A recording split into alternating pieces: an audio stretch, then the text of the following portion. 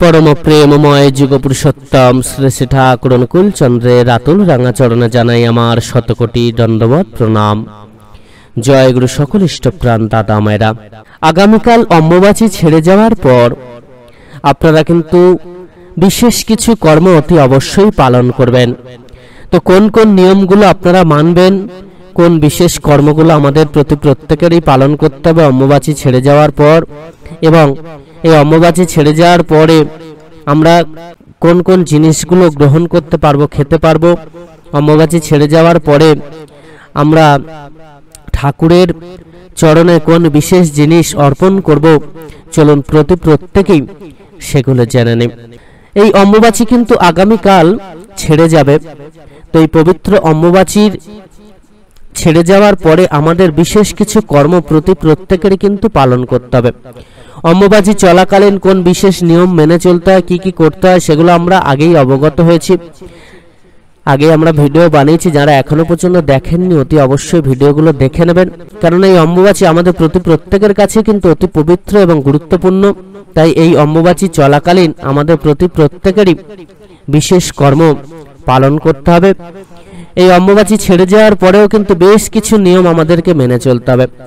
প্রত্যেকেই অতি অবশ্যই আপনারা কিন্তু ব্রহ্ম মুহূর্তে ঘুম থেকে ওঠার চেষ্টা করবেন। ব্রহ্ম মুহূর্তে ঘুম থেকে উঠেই নাম জপটা কিন্তু সবার আগে আমাদের করতে হবে। নাম জপ করবেন, তার দিকে মুখ ফিরে, অর্থাৎ ঘুম থেকে যখন উঠবেন তাকে দর্শন করে তবে কিন্তু ঘুম থেকে উঠবেন। হাত জোড় করে প্রণাম নিবেদন করবেন এবং তারপর আপনারা নাম জপ করবেন। যারা বাসি কাপড়ে, যাদের সমস্যা, যাদের মনে মনে একটা যে অপবিত্র ভাব লাগবে, তারা অতি অবশ্যই কি করবেন, তারা ঠাকুরকে দর্শন করে প্রণাম করুন, তারপরে হাত মুখ ধুয়ে ঠাকুরের নাম জপ করতে বসুন এবং ওই পোশাকটা আপনারা পরিবর্তন করতে পারেন।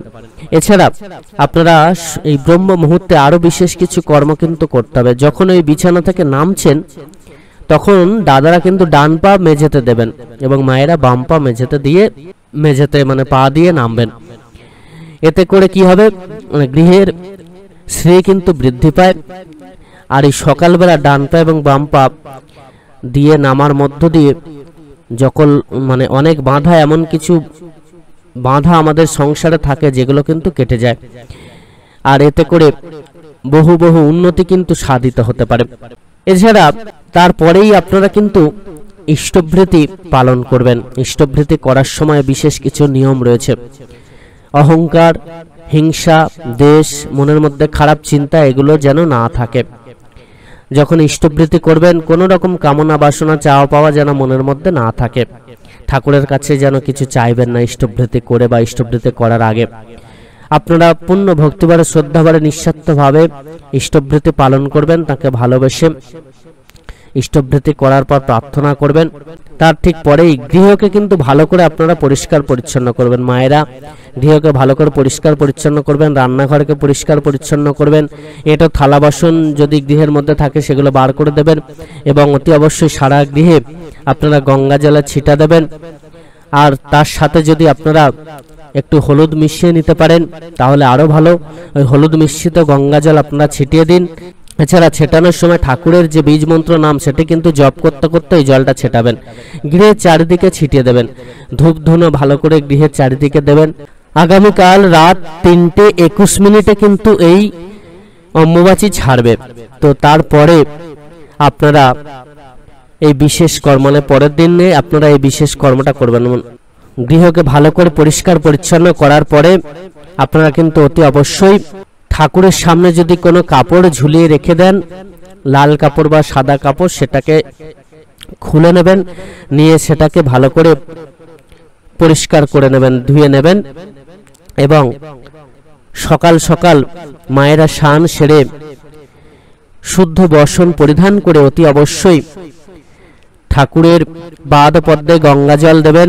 মায়ের পাদপদ্মে গঙ্গা জল দিয়ে আপনারা তাঁর শ্রীচরণে ফুল, তুলসী পত্র, চন্দন এগুলো অর্পণ করবেন এবং সাষ্টাঙ্গে তার প্রণাম নিবেদন করবেন। সকাল সকাল কিন্তু আপনারা ঠাকুর ভোগ নিবেদন করবেন। এছাড়া অতি অবশ্যই বাড়িতে যদি তুলসী মঞ্চ থাকে তাহলে তুলসী তলায় ধূপ প্রদীপ দেখাবেন। অতি অবশ্যই তুলসী তলায় আপনারা ভোগ নিবেদন করবেন এবং বাড়িতে যদি কোনো অতিথি আসেন তাদেরকে কিন্তু খালি হাতে ফেরাবেন না। আপনারা যথাসাধ্য আপনাদের সামর্থ্য অনুযায়ী কিছু দিয়ে সাহায্য করার চেষ্টা করবেন। জীব সেবা কিন্তু অতি অবশ্যই করবেন, পশু পাখিকে খাওয়াবেন। যত বেশি করে আপনারা জীব সেবা দিতে পারবেন তত বেশি কিন্তু আপনারা পরমপিতার আশীর্বাদ লাভ করতে পারবেন। এই অম্বুবাচী ছেড়ে যাওয়ার পরে আপনারা অতি অবশ্যই যারা ফলাহার করছিলেন মানে অম্বুবাচী পালন করছিলেন তারা যে কোনো খাবার ওই ঠাকুরের প্রসাদ প্রথম গ্রহণ করার পরে আপনারা যে কোনো খাবার গ্রহণ করতে পারেন। সাত্বিক আহার অতি অবশ্যই গ্রহণ করবেন এবং এই সময়ে কিন্তু যদি ব্রাহ্মণকে কিছু দান করতে পারেন তাহলে আরো বেশি করে ফল লাভ করতে পারবেন। আর যদি না ব্রাহ্মণকে কিছু দান করতে পারেন সব থেকে ভালো হবে ঠাকুরের শ্রীচরণে কিছু প্রণামী দিয়ে দেন, সেটাই সব থেকে ভালো হবে। ঠাকুরের চরণ প্রণামী দিন, ইষ্টবৃত্তির সময় এই প্রণামীটা পাঠিয়ে দিন। পরম দয়ালের পাদপদ্মে আশ্রয় গ্রহণ করে পরম দয়ালের বলা প্রত্যেকটা কথাকে কিন্তু মেনে চলার চেষ্টা করবেন। মনটাকে পবিত্র রাখবেন, অহংকার মুক্ত রাখবেন, ঠাকুরের কথা মানুষকে বলার চেষ্টা করবেন। অম্বুবাচী ছেড়ে যাওয়ার পরে আপনারা কিন্তু বেশি বেশি করে নাম জপ করতে থাকবেন, পুরো দিনভর নাম জপ করবেন এবং অন্তত একজন মানুষকে ঠাকুরের কথা বলবেন। আর ঠাকুর যে আমাদেরকে চ্যালেঞ্জ দিয়েছেন, তিনি যে কর্ম দিয়েছেন, আর ঠাকুর যে আমাদেরকে কর্ম দিয়েছেন যে আমাদেরকে মানুষের মতো মানুষ হয়ে উঠতে হবে, সেটা কিন্তু মেনে চলতে হবে। মানুষের মতো মানুষ হয়ে আমাদেরকে উঠতেই হবে। আমাদের নিজেদের চাল চলন চরিত্র সমস্ত কিছুকে ঠিক করতে হবে, খাওয়া দাওয়াকে ঠিক করতে হবে, নির্দিষ্ট যে পালন সেই পালনটাকে, নির্দিষ্ট যে কর্ম সেই কর্মগুলোকে আমাদের ঠিক করতে হবে। তবেই প্রকৃতরূপে আমরা পরম দয়ালের আশীর্বাদ কিন্তু লাভ করতে পারবো। তো চলুন আমরা প্রত্যেকেই এইভাবে চলার চেষ্টা করি এবং এই অম্বুবাচী ছেড়ে যাওয়ার পরে বিশেষ যে কর্মগুলো এগুলো আমরা করি। এই সময় রান্নাঘরকেও কিন্তু ভালো করে পরিষ্কার পরিচ্ছন্ন করে নেবেন। থালা বাসন থেকে শুরু করে সমস্ত কিছুকে পরিষ্কার পরিচ্ছন্ন শুদ্ধ রাখবেন। নিজেদের কাপড় জামাকে পরিষ্কার পরিচ্ছন্ন করে সেগুলোকে শুদ্ধ করে নেবেন এবং নিজেদের মনটাকে সবার আগে কিন্তু শুদ্ধ করবেন। আমরা কি করি সাধারণত থালা বাসন, রান্নাঘর, ঠাকুরঘর, ঘরদোর ভালো করে পরিষ্কার পরিচ্ছন্ন করে শুদ্ধ করে কিন্তু নিজেদের মনটাকে আর শুদ্ধ করতে ভুলে যাই, যেটা সবার আগে প্রয়োজন। আর যেটা সবার আগে পরম দয়াল আমাদেরকে বলেছেন যে আগে নিজেদের মনকে শুদ্ধ করো, তারপরে সমস্ত কিছুকে করো। তো এইভাবে চলুন আমরা প্রত্যেকে মেনে চলি এবং তার বলা বিধান মেনে জীবনকে আরো সুন্দর সুমধুর সুখের করে তুলি। সকলে খুব ভালো থাকবেন। পরম দয়াল আপনাদের প্রত্যেকের মঙ্গল করুন। জয় গুরু বন্দে পুরুষোত্তমম।